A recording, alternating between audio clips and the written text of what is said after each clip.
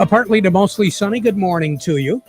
I hope your day is going well for you, wherever you might be. Not all that bad out there. Temperatures warming up rather nicely. Currently 36 degrees at the airport.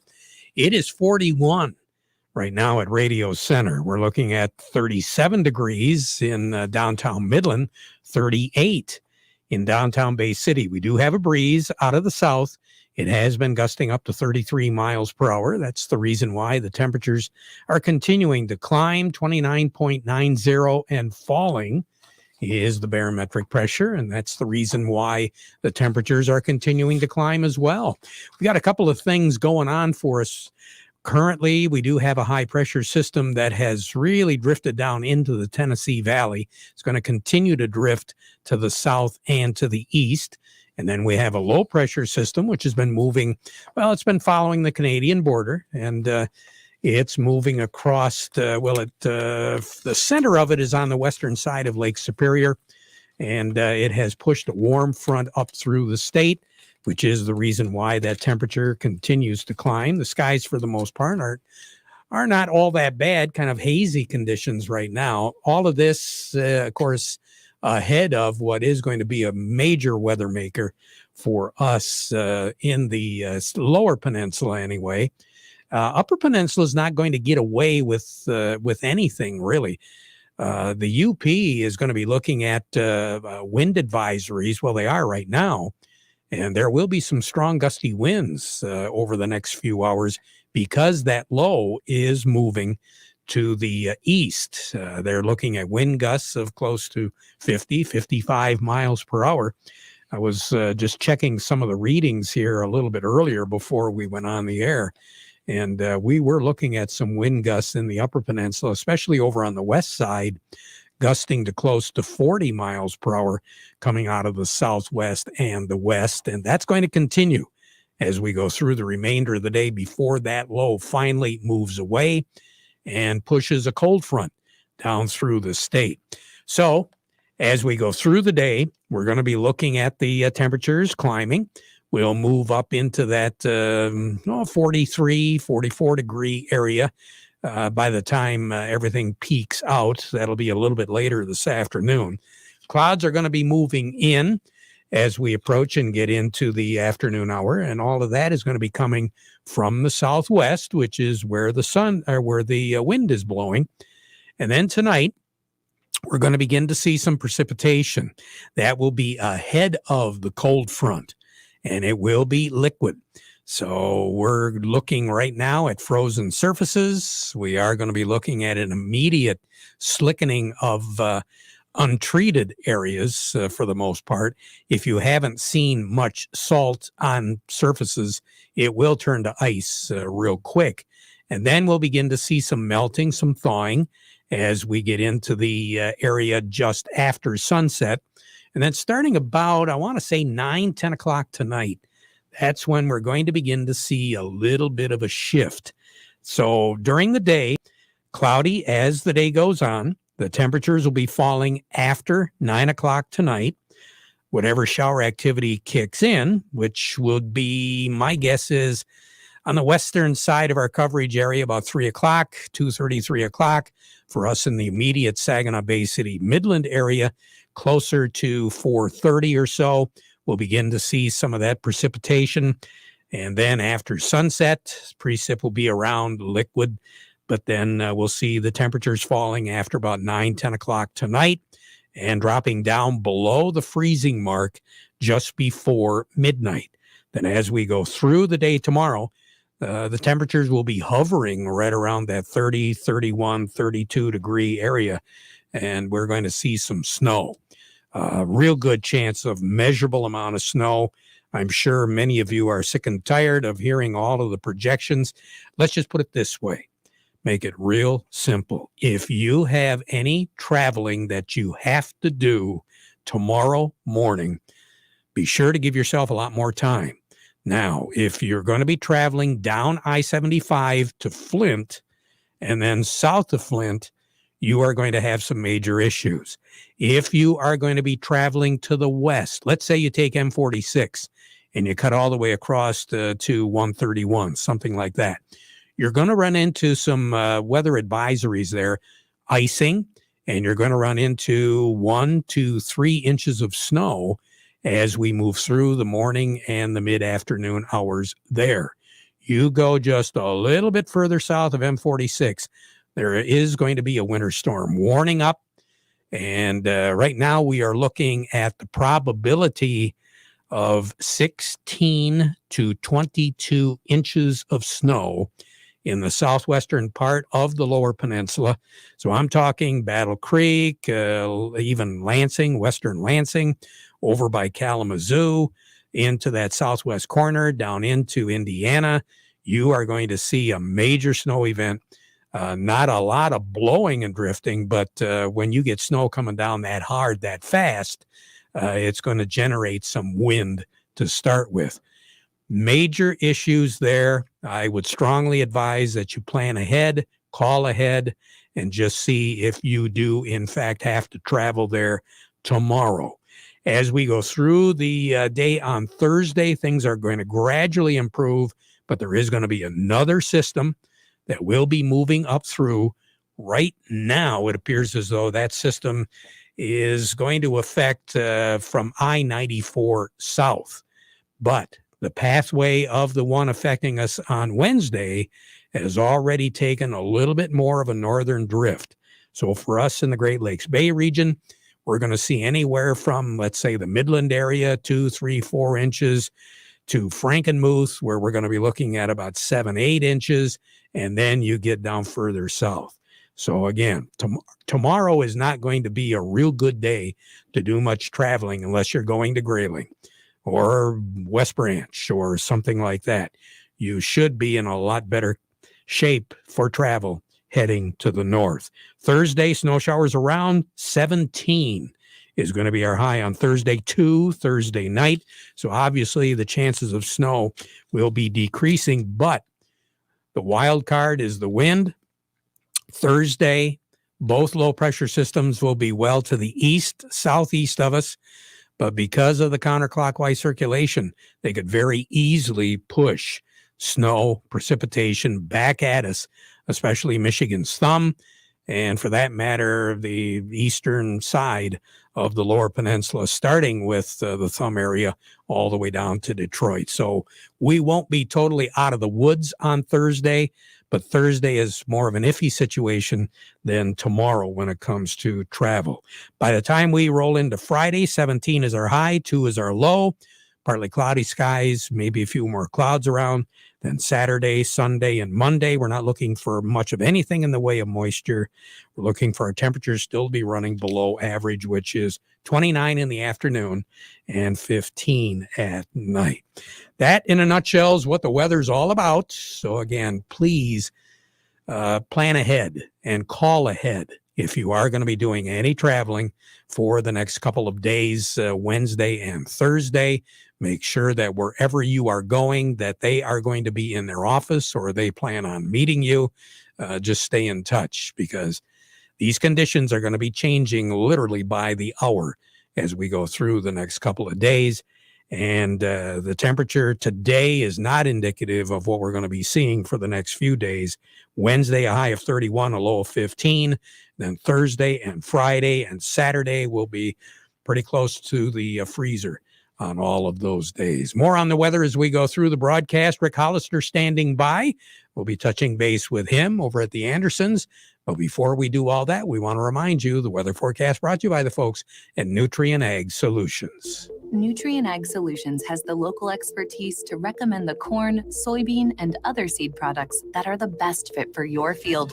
Plus, unparalleled agronomic support with products and services to unlock yield potential and improve crop performance from planting to harvest. Ask about our financing options to help you get more from every acre and lead the field.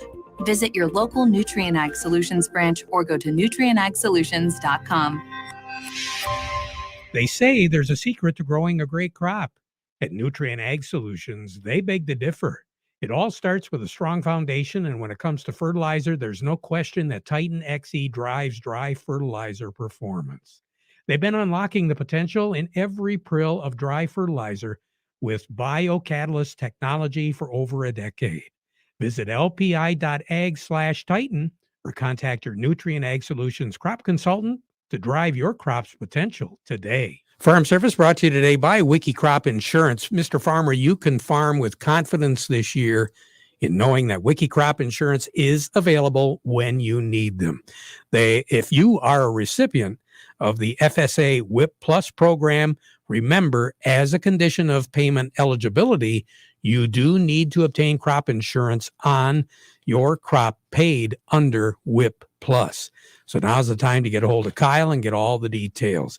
Call him today at 989-284-9975 or go to wikicrop.com. Remember that crop insurance deadline will be here before you know it.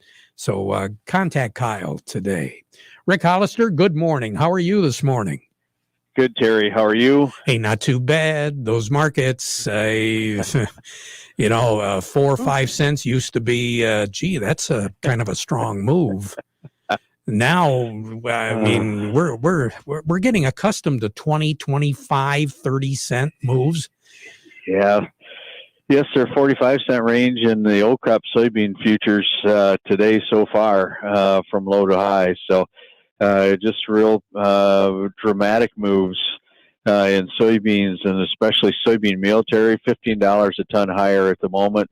That's on a $16 or $17 a ton range just today in the nearby March futures. So lots of volatility. Soybean oil somewhat higher today too. Energy complex is trying to recover from a couple of days of softer markets in crude oil and gasoline. So futures anyway. So those markets are trying to recover. Stock market's recovering a little bit today too, but boy, the volatility the last 2 weeks has just kind of unheard of, especially over in the equities markets, where the NASDAQ and the Dow Jones were just such wild swings last week intraday, from low to high. And then we sort of repeated some of that yesterday. Old crop, new crop spreading in corn was tremendous, big moves, just even in the difference in value there. But today it's about South American weather forecasts and South American crop production forecast. We see almost all of our private forecasters lowering their estimates again on that Brazil soybean crop. We see down to 130 million metric ton estimates now for Brazil, some as low as 126 million metric tons. So it's really interesting. The weather forecast for Argentina out forward is turning a little warmer, a little drier. And that's the area they produce a lot of soybean meal for export business. And if we come back and hurt that crop a little further in Argentina now, it really could make a big difference to soybean values. So big rebalancing today. Old crop corn is challenging the contract highs we traded away last June in this March futures against that 640 level. The last 2 days here, we've been at 642 and 639 for highs now. Corn at the moment up 10. Soybeans are up 36 on the old crop, and wheat is up 10 or 11 after getting just shellacked yesterday. People were running for the exits in the wheat pit, but it didn't spill over that hard into corn and soybeans. So wheat's trying to recover today from that sell-off. So just lots of volatility and lots of landmines to step on if you're in the wrong area here in the futures market. Opportunities out there. Yeah, we're really encouraging guys to look at these new crop values right here, especially corn. We're well above $5 now for fall delivery in corn. Soybeans above $13 for new crop delivery. So we've just got to be on our stick here to get going. 20 to 30% sales of new crop here is not unwarranted with these values. Yes, input costs are higher, but now we have the value in our markets to attack that higher cost, Terry, and still put some good dollars on the bottom line. I wouldn't be completely sold out of new crop. We just can't outguess what the spring might be. We want to leave ourselves open for opportunity, but I don't want to miss this punch here in the new highs for the new crop corn and soybeans. Wheat is defensive, so I would take a look at wheat also. We bounced towards $8 a couple times on new crop. We're well off from that pace, but wheat just doesn't seem to want to get up and go and follow corn and wheat here. So, or corn and soybeans here. So I'd look strongly at new crop wheat too. It's just hard to tell what our wheat's going to look like coming out of dormancy, so it makes it really difficult to market the new crop wheat yet. But it's still not bad value if you think we have a crop that's going to come out of dormancy there. But so main focus this week is getting a little bit of new crop corn and soybeans sold, and guys wondering if they ought to be sold out on old crop corn. We're just back to the highest we've traded this 21 and 22 crop year corn. We're at the highs. We may go a lot more, but at the moment, it looks like a good area to get caught up on old crop corn, a little bit of new crop corn, a little bit of new crop beans. Rick, thank you very much for your input. We really appreciate it. You take care. Drive careful, all right? All right, sir. Yep. All righty. Rick Hollister over at the Andersons. A little bit more in depth. Doug Klein from Oppenheimer joining me. The Market Report brought to you by Steiner Tractor. New parts for old tractors available today at 800-234-3280. Or go online, steinertractor.com. And by the folks at Ed Raymond & Sons, quality clothing and shoes since 1919. Carhartt's, Red Wing shoes and boots, Stormy Cromer hats and accessories, all of that and more at Ed Raymond's, celebrating more than 100 years at 151 West Broad Street in Chesaning. Doug, what's happening? Well, it's pretty wild, obviously. Exxon hit a new high today on earnings. They have gained $155 billion in market cap since February of last year. So their guy in the White House is taking good care of them. Shutting down those pipelines was good for the price of crude oil, obviously. Corn hitting new highs December, and soybeans hitting new highs. Oh, I read an article that's very interesting talking about electric vehicles. Takes 500,000 pounds of ore to make one 1,000-pound battery for an electric car. So think about that as a green investment. All the mining that has to be done to make one single battery. And that doesn't even account the car. Or it doesn't count the electricity to fill the battery with power. So we got a uphill climb there, don't we? There's a little bit to to think about before we jump wholeheartedly into that. But who knows? Here's your numbers. The March corn is $6.35, up 9 cents. December corn $5.77.5, up 4. The March soybeans $15.23.5, and that's the same for July soybeans, $15.23.5. The March is up 33 cents, and the July is up 31.25 cents. The March wheat is $7.70 up 9 cents, and the December wheat is $7.74 up 8 3/4. Crude oil did not hit a new high, but is solid, $88.25 up 10 cents. Heating oil $2.73 up 1 3/4 cents. Gasoline is $2.57 up 1.5 cents. Natural gas is $4.66.5. That's down 21 cents. Canadian dollar, U.S. dollar gets you $1.2687 at the border. That's down 18 ticks. The yen is at 114.76, down 34 ticks. The euro is at 112.38. That's up 5 ticks. The dollar's at 96.44. That's up 10 down 10 ticks. Gold's at 18.0610, up 11.10 an ounce. Silver's at 22.78, up 38.5 cents. And platinum's at 10.2880. That's up $8. All right. All right. Take care. Okay, you too. I will. Doug Klein over at Oppenheimer. Joining me right now, Jerry Samolsky, Bay Landscaping and Garden Center in Essexville. Farm service brought to you today by the folks at Kryjak's House Family Restaurant. 989-894-5531 is the number. They'll have the food lined up for you if you want to call them and tell them you got an event coming up, or if you want some reservations, not a problem. Just use that number as well. Kryjak's House, corner of Cass in Michigan, on Bay City's south side. Yeah, Jerry, we got a little bit of snow coming our way. Yeah, the snow doesn't bother me, Terry. It's that ice, and then we start looking at salting and ice melters before that snow comes. I would really encourage homeowners to look and get a better quality ice melt. Sodium chloride, the regular rock salt, that's probably the least of them and the cheapest. But some of the other de-icers have they're a little bit safer for plant material. And then again, use what you need. I'd rather have you go out twice and 3 times, applying a little at a time instead of just dumping it out. The plants don't like it. Your concrete doesn't like it. Your pavers don't like it. There's not much that likes ice melt. So use only what you need to get what you have to have and go from there. All right. But, we're going to probably be needing some ice melt coming up, Terry. I think so. Jerry, you take care. Yep. Jerry Samolsky, Bay Landscaping and Garden Center in Essexville. Speaking of ice, we're going to talk to Craig Voorhees with the Rummel Agency about just that in a moment. Well, finally, 2021 is over. Computer chips are plentiful and store shelves are full again.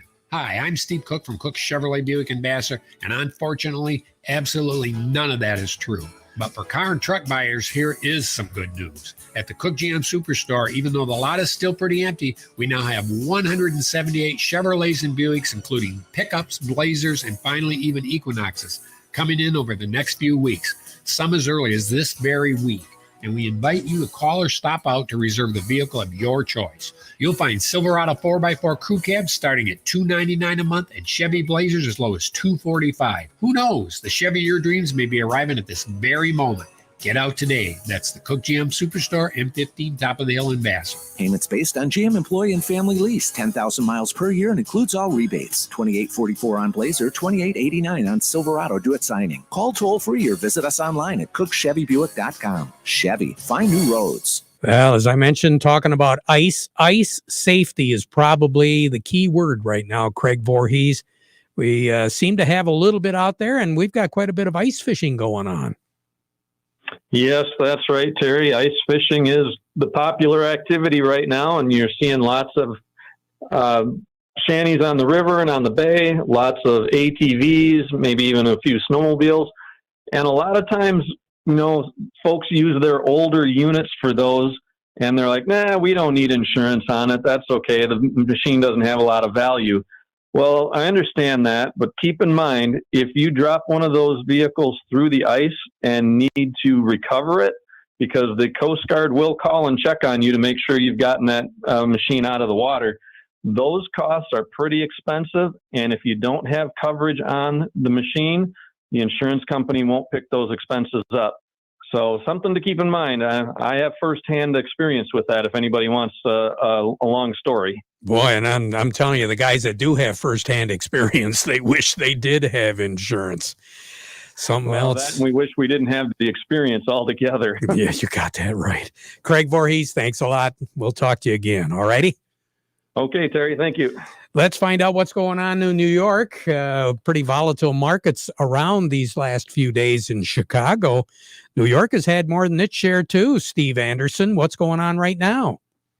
Well, right now it's kind of a quiet day, moderately up. Dow Jones Industrial Average is ahead by 25 points, putting it at 35,158. Volume, 405 million shares. The NASDAQ is ahead by 39, putting it at 14,278. Volume there, 422 million shares. Locally, Caterpillar, 203.26, up 170. Deere, 375.95, down 45. CMS 63.06, down 132. Dow 60.78, up 105. DuPont 77.25, up 65. Corteva 47.54, down 54. GM 53.50, up 77. Trinzio 54.69, up 115. Walmart 139.57, down 24. Home Depot 366.36, down 62. Huntington Bank is 15.22, up 15. And AT&T is down 114 at 24.36. So mixed bag of nuts here for us. Yeah, fortunately, not a whole lot of big moving today. That's kind of a comfortable feeling, isn't it? Yes, it is. Steve Anderson, thanks so much. From Baird & Company.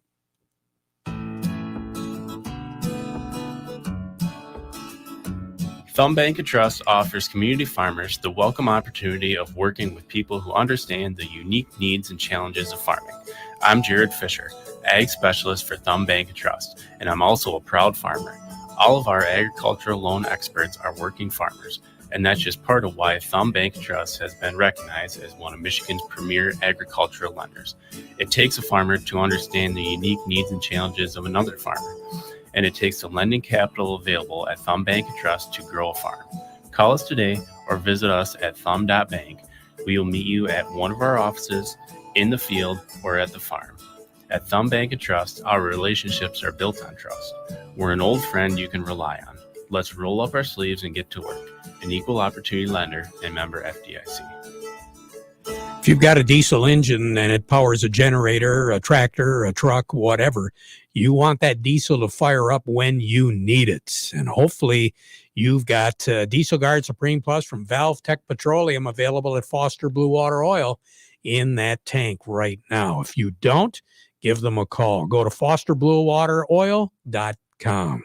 Back at 12:30 with an update. Now we conclude our program with the playing of our national anthem.